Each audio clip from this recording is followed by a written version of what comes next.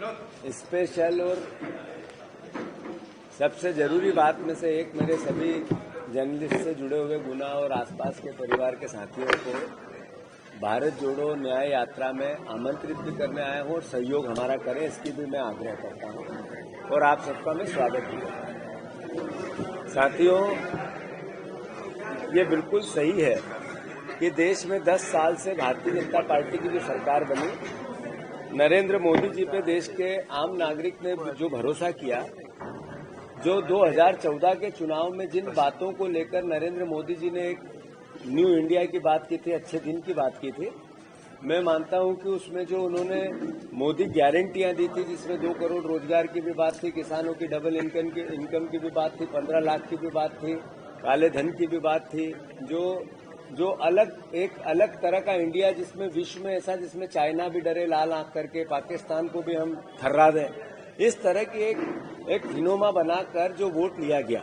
और करप्शन के अगेंस्ट बातें की गई, काले धन के अगेंस्ट बातें की गई, वो चाहे स्विस बैंक का करप्शन हो, चाहे अलग अलग तरह के और आरोप लगे, जिनका आज तक 10 साल में कोई मूर्त रूप नहीं ले पाया। एक भी केस ऐसा जो विपक्ष उस समय का था या कांग्रेस पार्टी थी या उनके नेता थे, जब उसके बाद का चुनाव आया तो अलग मुद्दों पर चुनाव हुआ, वो था खासकर पुलवामा, राष्ट्रीयता, सेना, और अब जो चुनाव है उसका अलग एक तरह का नैरेटिव सेट हो रहा है। तो सवाल ये है कि इन सब बातों को लेकर एक देश का ऐसा नेता जो लगातार नरेंद्र मोदी की नीतियों का या उनकी उन बातों का जिससे देश का या अर्थव्यवस्था हो या रोजगारी हो या परिवार का जीवन स्तर हो बिगड़ता जा रहा है, उसको लेकर आवाज उठा रहे हैं, वो है राहुल गांधी।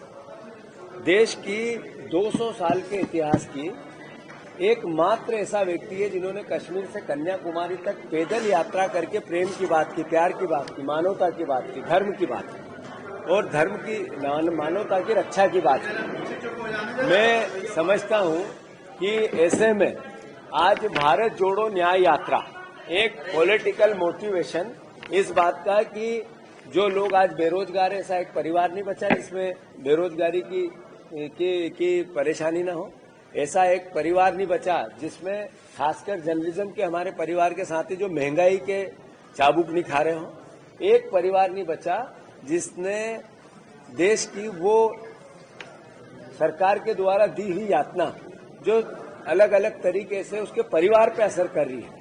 आप देखो कि आज कहीं भी हम चले जाएं तो जो शराब की दुकान है वो 500 बाय 500 की होगी, 2-2, 3-3, 5-5 एकड़ में डलने लगे, और शराब पीने वाले परिवार के लोग हैं कौन? वो हमारे ही मध्य प्रदेश के लड़के परिवारजन है। इतनी शराब क्यों बिकने लगी जिससे मतलब हर व्यक्ति, हर नया युवा शराब की ओर आकर्षित, नशे की ओर आकर्षित हुआ। ऐसा प्रदेश, ऐसा देश बनाने की नया इंडिया की बात तो नहीं हुई थी। किसानों की बात हुई, पूरा नरेंद्र मोदी जी ने जो देश के सामने नक्शा रखा, वो रखा कि जितनी लागत आएगी उसमें खाद का दाम, बीज का दाम, निंदाई का दाम, डीजल का दाम, बिजली का दाम और फिर किसान की मेहनत और उससे भी डबल, उस पर एक शब्द नहीं कहा। जब 3 साल में पहले किसानों ने आंदोलन किए तब कहा मैं फिर से इसकी बात करूंगा समर्थन मूल्य की, पर उसके बाद आज तक नहीं कहा। और जब भी हो कांटे बिछाए जाते हैं, गोलियां चलाई जाती है, 700 किसान पहले मर गए, भूमि अधिग्रहण अधिनियम पेश हो गया। तो ये सब सवाल हैं और इन सवालों को लेकर राहुल गांधी जी पूरे देश में निकले हैं अलग जगाने के लिए।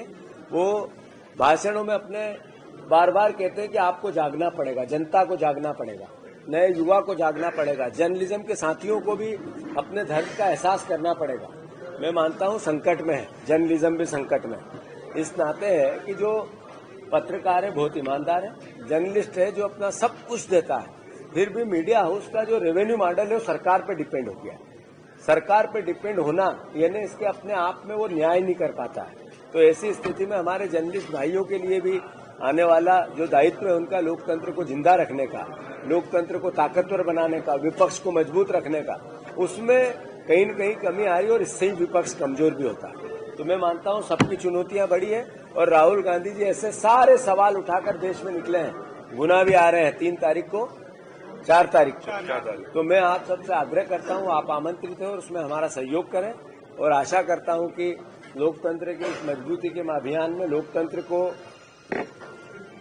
सुरक्षित रखने के अभियान में आप सब सहयोग करेंगे। धन्यवाद। राहुल गांधी जी की आप बात कर रहे हैं, राहुल गांधी जी न्याय यात्रा निकालना कर रहे हैं, लेकिन अदर स्टेट्स की बात करते हैं तो उत्तराखंड में स्थिति जो देखने को मिली, आप एक जगह एग्जिट करने की बात करें, दूसरे कांग्रेस की जमीन कर रही है। बिल्कुल, ये अभी सर ने भी शुरुआत में ये बात मेरे संज्ञान में लाई थी। आप ये देखो कि एक विधायक करीब 500 से 600 विधायक दल बदल हो गए इस 10 साल। करीब 150 से 175 सांसद या पूर्व सांसदों ने दल बदल किया। कम से कम 15-17 स्टेटों की सरकारें जो बनी थी और नरेंद्र मोदी जी के प्रयास से वो गिरा दी गई। बिल्कुल अस्वीकार नहीं किया जा सकता है कि लोकतंत्र में विधायकों का, जनप्रतिनिधियों का जो मनोबल है वो बहुत छोटा और संकुचित हो गया है। ये चुनौती है देश के लिए, ये चुनौती है आपके लिए, ये चुनौती है हमारे लिए, ये चुनौती है हमारे लिए कि लोकतंत्र में अगर वोट की कीमत नहीं बचेगी तो फिर तानाशाही आएगी, और जब तानाशाही आएगी तो फिर आज जर्नलिज्म जो हमसे सवाल करता है शायद ये नहीं कर पाएगा। ये सवाल जो आज विचार आते हैं आपके मन में ये भी दबेंगे। तो देश को नरेंद्र मोदी तानाशाही की ओर ले जाना चाहते हैं। तो मैं मानता हूं कि ऐसे में संकट है, हम सबको मिलके, आपको और हमको, विपक्ष को और जर्नलिज्म को ये लड़ाई लड़नी है, उसमें आप सहयोग करें। क्या ये कांग्रेस की वैचारिक स्थिति कमजोर होने के कारण मजबूर करने के लिए आप क्या आगे कुछ करने का? नहीं, ये दौर की बातें हैं। मैं समझता हूं कि देश में इस तरह का वातावरण बनाना जिसमें लोकतंत्र की मर्यादाएं तो समाप्त हो पर खतरे में भी पड़ जाए। क्यों आज ये समझ में आने लगा कि देश की सुप्रीम कोर्ट ने चंडीगढ़ की चुनाव व्यवस्था को लेकर सरकार को कहा कि आप तानाशाही की ओर देश को ले जाना चाहते। सुप्रीम कोर्ट ने कहा, कोई ये बात वर्डिक हमारे नहीं है। अब आप देखो कि मध्य प्रदेश में संभवतः कांग्रेस की सरकार बन रही थी, वातावरण ये कहता था, आप लोग भी ये कहते थे, पॉलिटिकल डॉक्टर भी ये कहते थे, एग्जैक्ट पोल वाले भी ये कहते थे, पर नहीं बनी। जो जीता वो सिकंदर सर माथे पे। पर देश के 70% लोगों के मन में एक विचार आ रहा है कि ईवीएम का हम सवाल उठाते हैं, हम इस पर भरोसा नहीं करते, हमारा वोट कहाँ जा रहा दिख नहीं रहा। तो इस तरह का वातावरण क्यों बन रहा है? जो चुनाव प्रणाली पर अगर अविश्वास पैदा हो जाएगा तो देश में एक दिन क्रांति आ जाएगी, तो देश का लोकतंत्र खतरे में आएगा। ये चुनौती आपके लिए भी है, हमारे लिए भी। 100%।